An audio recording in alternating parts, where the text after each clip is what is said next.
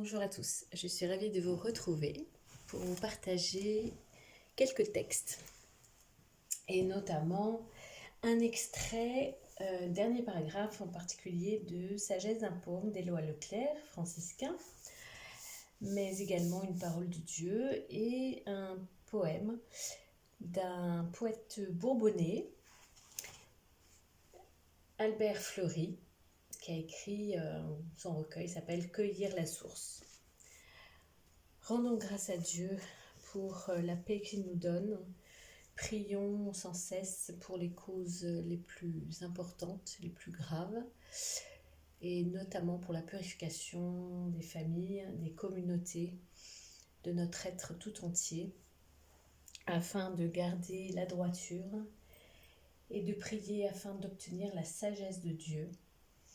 Et comme nous dit la parole de ce jour du prophète Michée, voilà, d'avoir un chemin droit, de marcher humblement avec notre Dieu et d'accomplir sa sainte volonté pour que le bien de Dieu puisse advenir.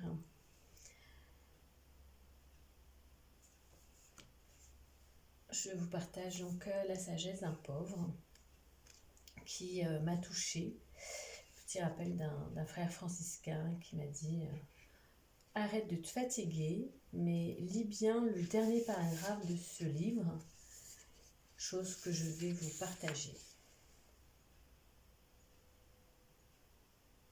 Donc c'est au moment où il y a un partage entre deux frères.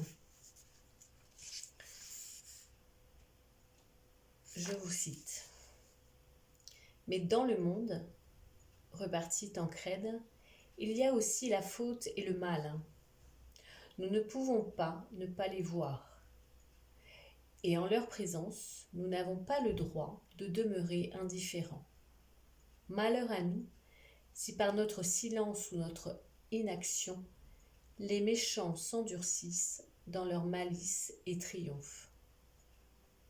C'est vrai, nous n'avons pas le droit de demeurer indifférents devant le mal et la faute, reprit François. Mais nous ne devons pas non plus nous irriter ni nous troubler. Notre trouble et notre irritation ne peuvent que gêner la charité en nous-mêmes et dans les autres. Il nous faut apprendre à voir le mal et la faute comme Dieu les voit. Cela, précisément, est difficile. Car là où nous voyons naturellement une faute à condamner et à punir, Dieu, lui, voit tout d'abord une détresse à secourir. Le Tout-Puissant est aussi le plus doux des êtres, le plus patient. En Dieu, il n'y a pas la moindre trace de ressentiment. Quand sa créature se révolte contre lui et l'offense, elle reste toujours à ses yeux sa créature. Il pourrait la détruire, bien sûr, mais quel plaisir Dieu peut-il trouver à détruire ce qu'il a fait avec tant d'amour ? Tout ce qu'il a créé a des racines si profondes en lui. Il est le plus désarmé de tous les êtres en face de ses créatures. Comme une mère devant son enfant, là est le secret de cette patience énorme qui parfois nous scandalise. Dieu est semblable à ce père de famille qui disait à ses enfants devenus grands et avides de prendre leur indépendance. Vous voulez partir ? Vous êtes impatient de faire votre vie chacun de votre côté ? Eh bien, je veux vous dire ceci avant que vous ne partiez.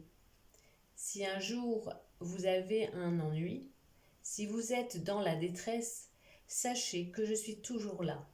Ma porte vous est grande ouverte jour et nuit. Vous pouvez toujours venir. Vous serez chez vous et je ferai tout pour vous secourir. Quand toutes les portes vous seraient fermées, la mienne vous est encore ouverte. Dieu est ainsi, frère Tancrède. Personne n'aime comme lui, mais nous devons essayer de l'imiter. Jusqu'à présent, nous n'avons encore rien fait. Commençons donc à faire quelque chose. Mais par quel bout commencer, Père ? Dis-le-moi, demande Tancrède. La chose la plus urgente, répondit François, est de désirer avoir l'esprit du Seigneur. Lui seul peut nous rendre bons, foncièrement bons, d'une bonté qui ne fait plus qu'un avec notre être le plus profond. Il se tut un instant, puis il reprit. Le Seigneur nous a envoyés évangéliser les hommes. Mais as-tu déjà réfléchi à ce que c'est qu'évangéliser les hommes ? Évangéliser un homme, vois-tu, c'est lui dire « Toi aussi, tu es aimé de Dieu dans le Seigneur Jésus. » Et pas seulement le lui dire, mais le penser réellement. Et pas seulement le penser, mais se comporter avec cet homme de telle manière qu'il sente et découvre qu'il y a en lui quelque chose de sauvé, quelque chose de plus grand et de plus noble que ce qu'il pensait, et qu'il s'éveille ainsi à une nouvelle conscience de soi. C'est cela, lui annoncer la bonne nouvelle. Tu ne peux le faire qu'en lui offrant ton amitié. Une amitié réelle, désintéressée, sans condescendance, faite de confiance et d'estime profonde. Il nous faut aller vers les hommes. La tâche est délicate. Le monde des hommes est un immense champ de lutte pour la richesse et la puissance. Et trop de souffrances et d'atrocités leur cachent le visage de Dieu. Il ne faut surtout pas qu'en allant vers eux, nous leur apparaissions comme une nouvelle espèce de compétiteurs. Nous devons être au milieu d'eux les témoins pacifiés du Tout-Puissant, des hommes sans convoitise et sans mépris, capables de devenir réellement leurs amis. C'est notre amitié qu'ils attendent, une amitié qui leur fasse sentir qu'ils sont aimés de Dieu et sauvés en Jésus-Christ. Le soleil était tombé derrière les monts, et brusquement l'air avait fraîchi. Le vent s'était levé et l'on attendait monter de partout le chant ininterrompu des cigales.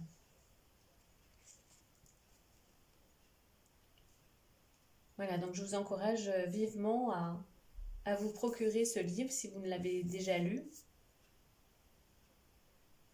Et il a été écrit par Éloi Leclerc qui traduit dans ce livre toute la crise intérieure traversée par François d'Assise. Quand la fraternité s'était groupée autour de lui, tendait à prendre la forme d'un ordre. Il comprit alors que son idéal serait peut-être défiguré. Voilà. Rendons grâce à Dieu pour toutes les communautés qui existent déjà, de les maintenir dans la pureté, dans la purification, pour renouveler toutes ces âmes données. Ce n'est pas une mince affaire, on n'y arrive pas du jour au lendemain. Et d'autant plus quand on vit une conversion, un appel tardif, une vocation tardive. À présent, je me fais une joie de vous partager ce poème du recueil Cueillir la source. Ce que j'attends n'est pas au-delà de la vie, pas au-delà de toi ni de moi, pas au-delà de la terre, pas au-delà de la mer, pas au-delà du soir et de la nuit, pas au-delà de quoi que ce soit, mais en dedans. Ce poème m'a touchée, me rappelant que ce dont je dois prendre soin est du Christ qui est dans mon cœur, dans cette vie intérieure, et d'y retourner toujours dans le repos de Dieu, de Jésus, pour continuer le chemin, même si autour de moi tout semble chaotique, où les personnes qui prennent une autre direction se détournent de ma personne. Je rends grâce également d'avoir eu un message de sœur qui me propose une orientation nouvelle. Donc à ce jour, j'ai en vue donc 3 propositions, 3 directions. Voilà, je me confie à vos prières et confions nos prières à l'Esprit Saint afin qu'il accomplisse la volonté de Dieu dans nos désirs de donner nos vies, nos âmes, nos cœurs au Seigneur et qu'il accomplisse ce qu'il a déjà commencé en nous. Et comme aujourd'hui, le seul signe qu'il nous donnera, c'est notre conversion. Donc sachons rester éloignés du bruit et de prier pour les causes les plus urgentes de ce monde actuel. Demandons comme le roi Salomon, fils de David, d'obtenir le don de sagesse de Dieu, qui nous garde fidèles à l'amour de Dieu et au salut de nos âmes. Je vous salue Marie, pleine de grâce, le Seigneur est avec vous. Vous êtes bénie entre toutes les femmes, et Jésus, le fruit de vos entrailles, est béni. Sainte Marie, Mère de Dieu, priez pour nous pauvres pécheurs, maintenant et à l'heure de notre mort. Amen. Notre Père, qui es aux cieux, que ton nom soit sanctifié, que ton règne vienne, que ta volonté soit faite sur la terre comme au ciel. Donne-nous notre pain de ce jour, pardonne-nous nos offenses, comme nous pardonnons aussi à ceux qui nous ont offensés, et ne nous laisse pas entrer en tentation, mais délivre-nous du mal. Amen. Au nom du Père, du Fils et du Saint-Esprit, pour les siècles des siècles. Amen. Je confie donc à Dieu toutes les vocations pour les prêtres, les diacres, les séminaristes, les novices, pour la vie consacrée, pour les communautés, pour les personnes responsables, pour les décisions faites au niveau de la société, de l'État, pour que la paix advienne enfin, que cessent les désordres moraux, physiques, psychologiques, pour encourager au témoignage et de révéler le mal, pour que s'arrête et que cesse que se perpétue la paix. Amen. Je vous souhaite une sainte journée et je vous dis à bientôt.